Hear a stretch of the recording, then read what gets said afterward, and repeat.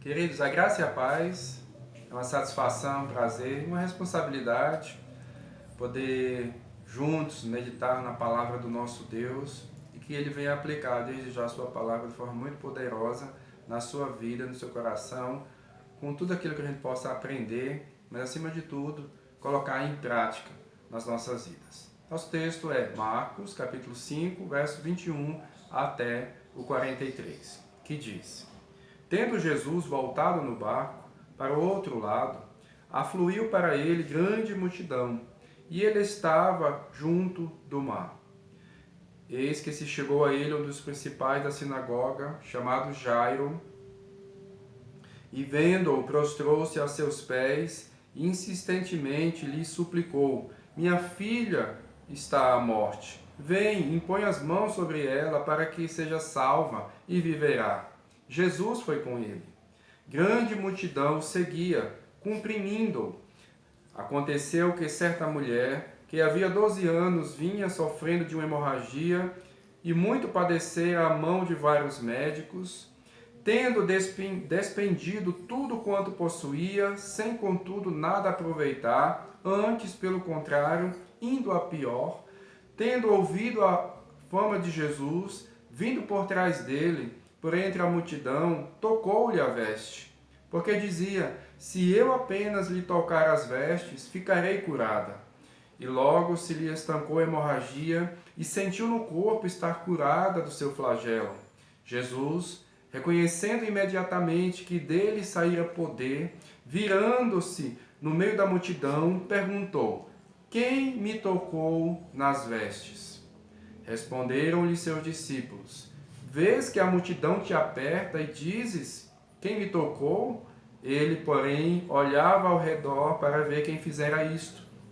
Então a mulher, atemorizada e tremendo, cônscia do que nela se operara, veio, prostrou-se diante dele e declarou-lhe toda a verdade.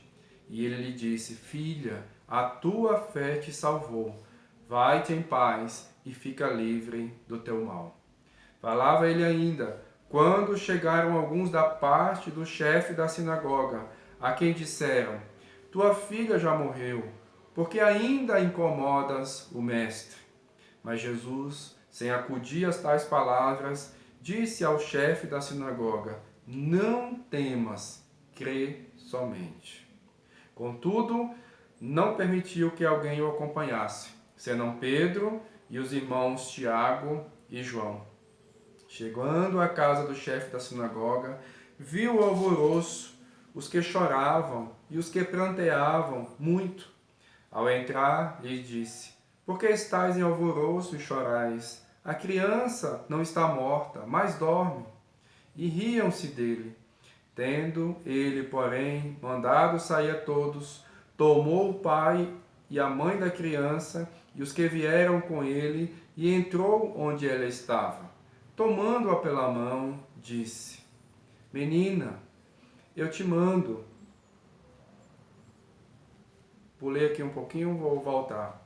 Tomando-a pela mão, disse: Talita, cumi, que quer dizer: Menina, eu te mando, levanta-te. Imediatamente a menina se levantou e pôs-se a andar, pois tinha 12 anos. Então ficaram todos sobremaneira admirados.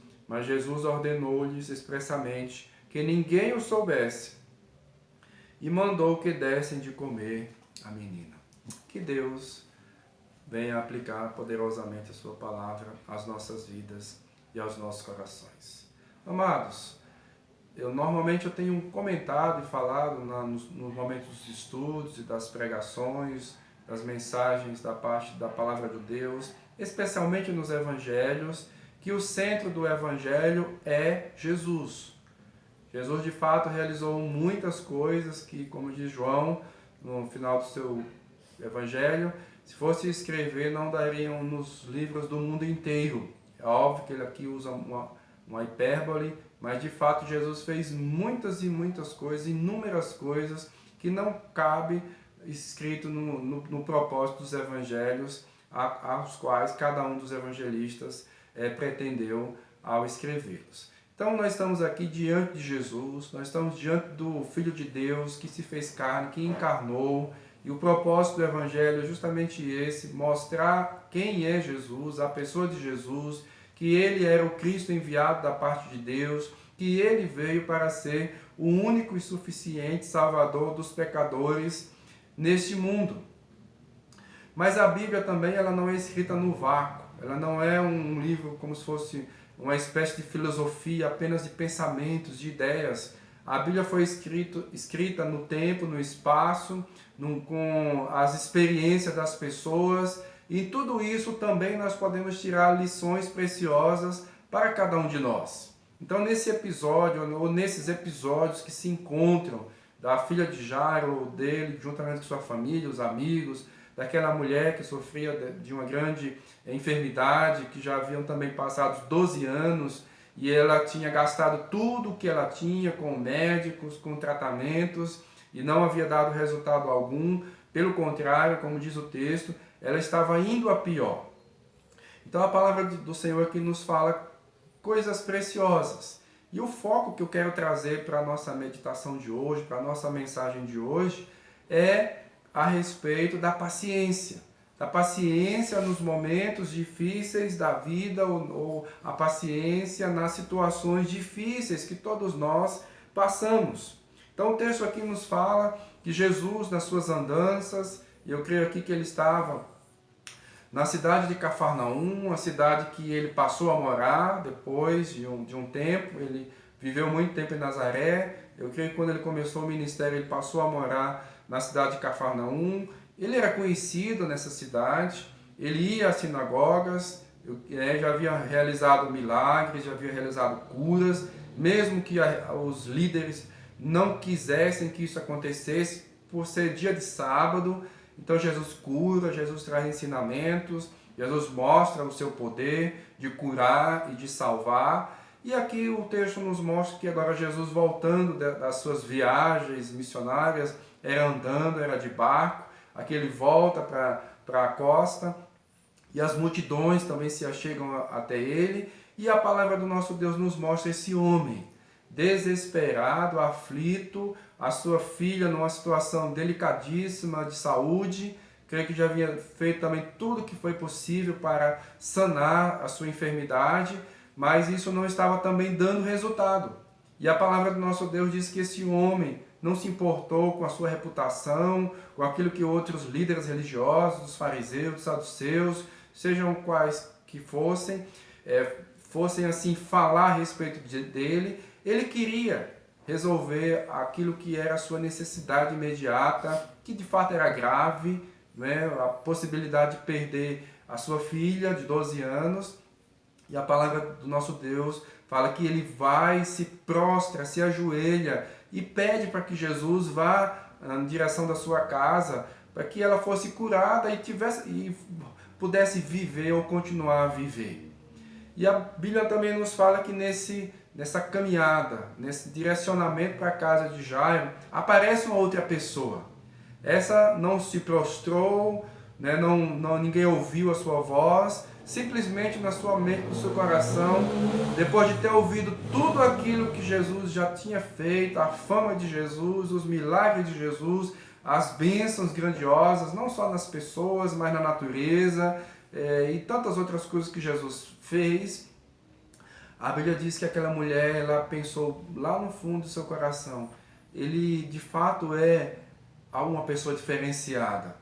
E simplesmente se eu tocar nas suas vestes, eu não preciso dizer nada, mas simplesmente se eu tocar nas suas vestes, eu vou ficar curada. E a Bíblia aqui, amados, de fato nos mostra que foi isso o que aconteceu. Ela foi e tocou em Jesus, enquanto ele estava com aquela multidão caminhando em direção à casa de Jairo. E ao tocar em Jesus, a palavra nos fala que Jesus sentiu sair dele poder.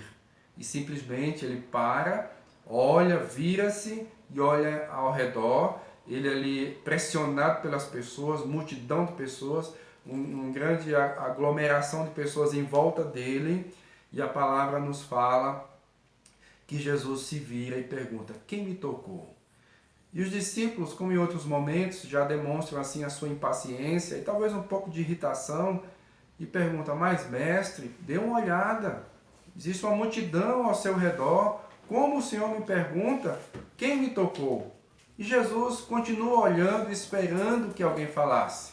Eu creio que aquela mulher, a qual vinha de uma situação de hemorragia, ou seja, de um sangramento, e esse sangramento já é uma condição para ela ser considerada uma pessoa imunda, que não podia se aproximar de outras pessoas, que não podia ir ao templo buscar a Deus, como todas as outras. Já havia uma segregação social, uma segregação religiosa, e ela tremendo, né, sabendo da bênção, do milagre, mesmo em face da bênção, da cura que ela recebeu naquele momento, ela ainda teve muita dificuldade para expressar. E a Bíblia ali nos fala que Jesus disse: mulher, a tua fé te salvou, vai em paz para a tua casa. Então aqui, queridos, eu queria fazer uma parte, simplesmente para a gente pensar na situação de ansiedade de Jairo. Porque se a gente fosse analisar hoje pela questão da situação médica, quem é que deveria ter a prioridade? A prioridade, é claro, que deveria ser dada a Jairo. A situação da sua filha era, além de grave, ela era aguda, precisava de um tratamento o mais urgente possível. É assim que a gente vê quando chega no posto de saúde, no hospital, existe uma gradação, né, de urgência e necessidade, não é? E aqui, se a gente for olhar, Jesus ele não seguiu esse protocolo, porque aquela mulher, embora estivesse com 12 anos enferma, e a situação fosse delicada também, mas ela era uma enfermidade crônica, ela poderia esperar. Então, aqui nós observamos o seguinte, e podemos aqui trazer já uma lição muito preciosa.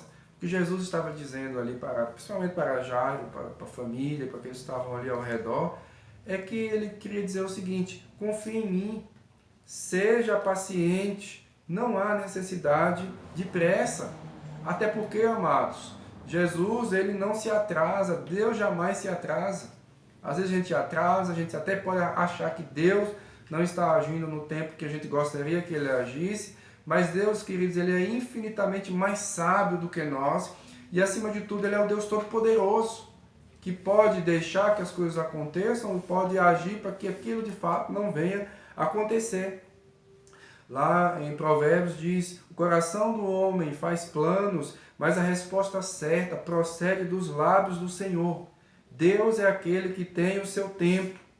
E embora achemos que, por vezes, que ele esteja assim demorado. Então, queria aqui trazer 3 questões básicas nesse texto, como ensinamentos para cada um de nós. Do que realmente nós precisamos? Nesse momento, o que demanda da sua vida ou exige na sua vida uma ação imediata da parte de Deus? Aqui nós vemos que nesses 2 episódios eram questões de enfermidade, questão de uma necessidade física. Jairo pede ali a cura, a mulher também pede a cura, mas quando nós vamos olhar nesse texto, algo que também é muito precioso para nós, é que Deus nos dá, e Deus deu àquelas pessoas mais daquilo que eles pediram. No verso 37 até o 40, Jesus diz que ela dormia, mas todos sabiam que ela estava morta. Por isso sorriam. Essa parte desse texto ela me chama muita atenção, porque a gente vê como as pessoas são hipócritas. As mesmas pessoas que estavam chorando, e o texto aqui fala que elas estavam pranteando muito, né, numa voz bastante alta, ali expressando aparentemente a sua dor, mas quando simplesmente Jesus falou, ela não dorme, porque para Deus não faz diferença, em termos do seu poder, do modo dele agir, curar uma enfermidade ou ressuscitar uma pessoa. Não faz diferença nenhuma. Então ele podia dizer, como ele falou para Jairo: Jairo, não temas, não tenha medo, tão somente creia. E aqui nós já falamos em outros episódios de Jesus, quanto ele usa essa expressão, Porque Ele sabe dos temores, das angústias, das ansiedades, né, daquilo que está atormentando a nossa alma, o nosso coração. E Ele, a primeira coisa que Ele fala é isso: tenha calma, não tenha medo, espere, eu vou agir na hora certa. E aqui do verso 40 até o verso 42, Jesus pede para que todos saiam, e assim ele ora, e ela ressuscita, e agora a gente vê a mudança das emoções. Eles estavam pranteando, depois eles estavam rindo, zombando das palavras de Jesus, e essas mesmas pessoas agora estavam atônitas, estavam admiradas com aquilo que acabara de se realizar diante dos olhos deles. Então, Jairo recebeu mais do que pediu. A mulher também queria simplesmente tocar em Jesus e sair caladinha, sair quieta, receber a bênção e ficar ali sem poder manifestar aquilo de forma nenhuma. Mas o que Jesus faz é que, ao perguntar quem foi que tocou, com que ela falasse tudo, com que ela tivesse coragem, com que ela pudesse dar o testemunho da bênção que se realizou na sua vida. Então, quando ela se identifica e diz o que aconteceu, Jesus afirma que foi por causa da fé. Ou seja, ela creu que Jesus era poderoso para realizar aquele milagre. E não somente isso, aquela fé era uma fé suficiente para salvá-la.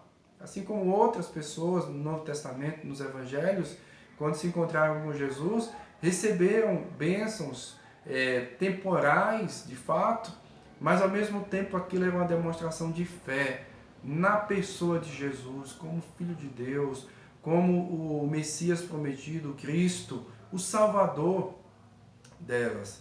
E Jesus fala: então a tua fé te salvou. Então, amados, se você for até Jesus, Ele pode lhe pedir até mais do que a princípio você havia planejado. Ele pode pedir também, porque às vezes a gente não se dá conta de quanto ainda nós podemos melhorar para viver uma vida que agrada a Deus. Ao mesmo tempo, Ele é tão gracioso, queridos e queridas irmãs, que Ele também pode nos dar infinitamente mais do que pedimos ou pensamos, conforme o seu poder. É isso que está escrito em Efésios capítulo 3, versos 20 e 21. Uma outra coisa maravilhosa é que o que é que realmente nós precisamos saber? Primeiro, nós vimos aqui aquilo que realmente nós precisamos.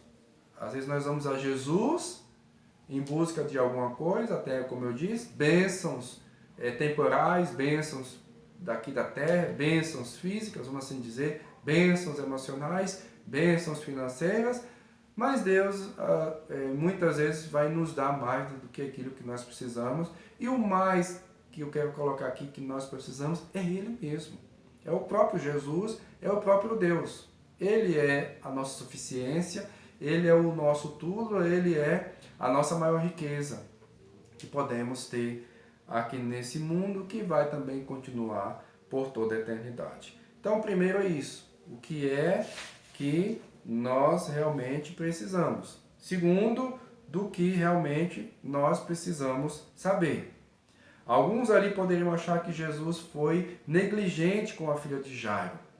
Mas para Jesus, como eu disse, não há diferença alguma entre ressuscitar uma pessoa ou curar alguém de uma febre.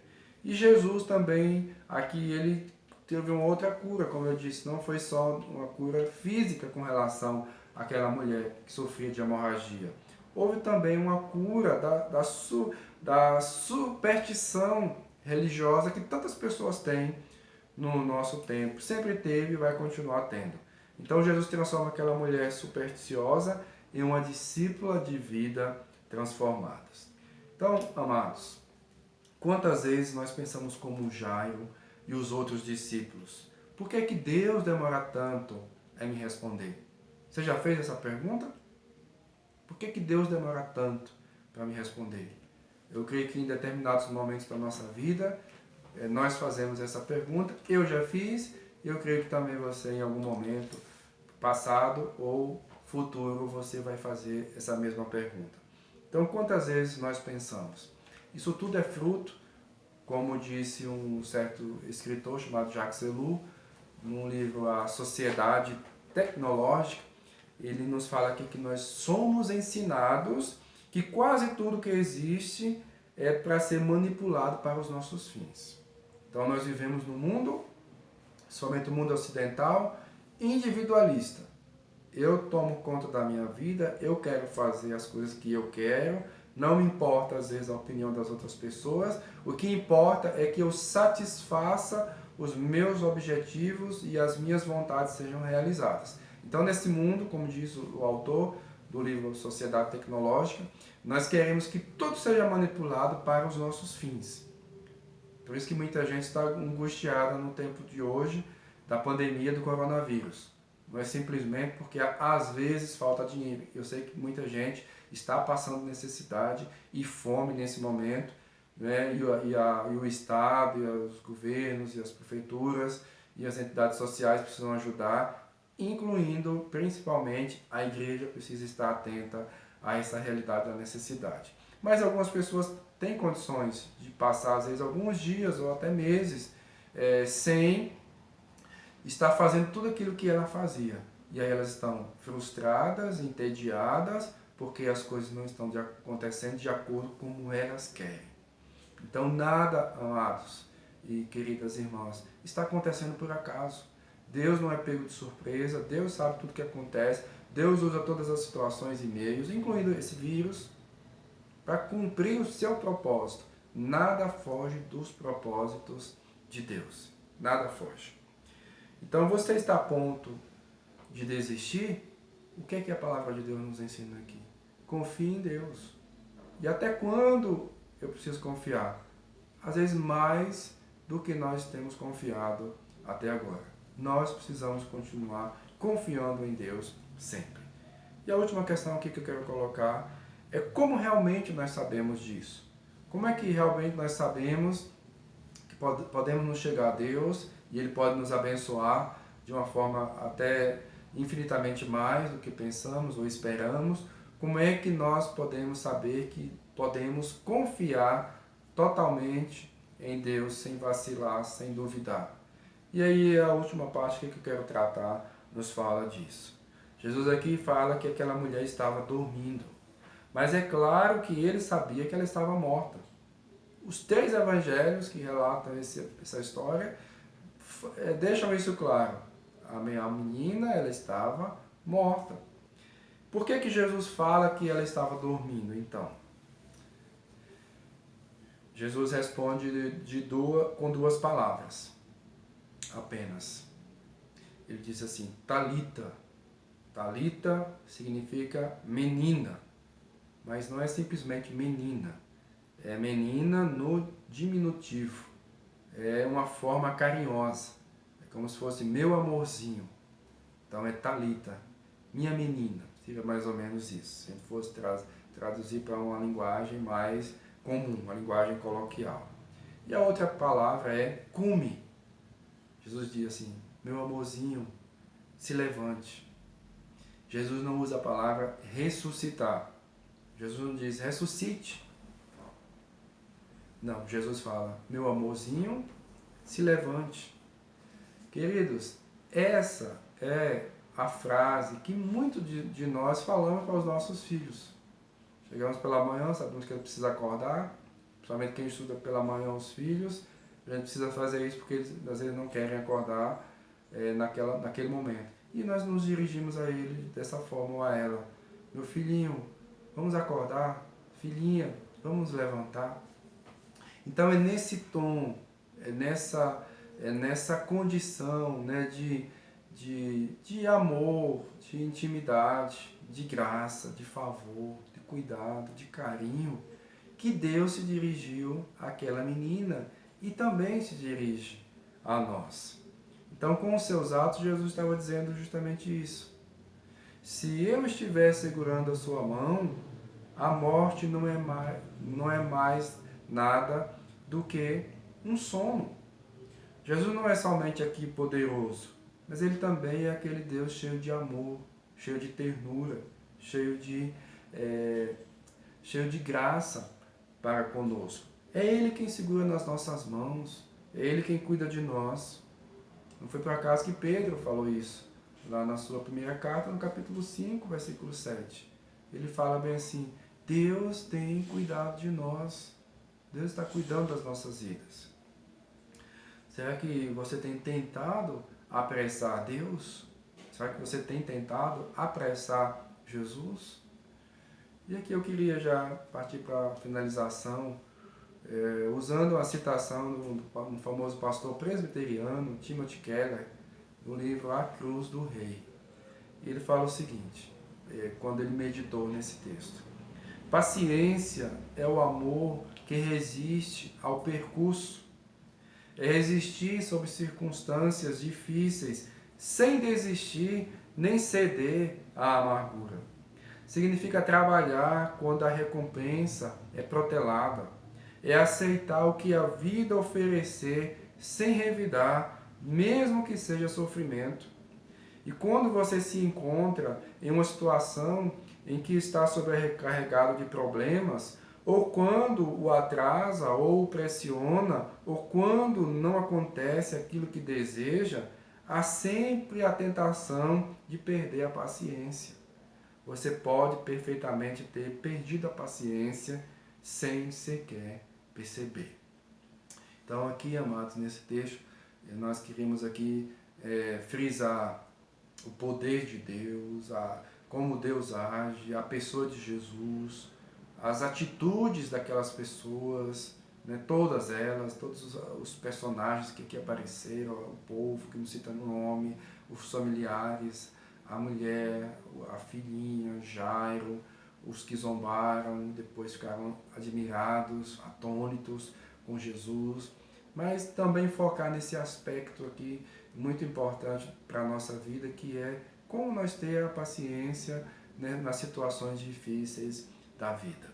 Então nós vimos aqui, amados, que ele pode, Deus no caso, pedir mais do que pensamos, mas também Ele pode dar a nós mais do que jamais poderíamos imaginar. A segunda coisa que nós aprendemos aqui é nós precisamos confiar em Jesus. E por que nós podemos confiar em Jesus? Foi o terceiro ponto aqui nosso. Porque Ele nos ama e cuida de nós. Então deixe que Ele tome a sua mão, né? Deixe que Ele realmente venha a dominar toda a sua vida. Confie em Deus, coloque as suas mãos e as suas vidas na presença de Deus. Deus é aquele que sabe o que está fazendo.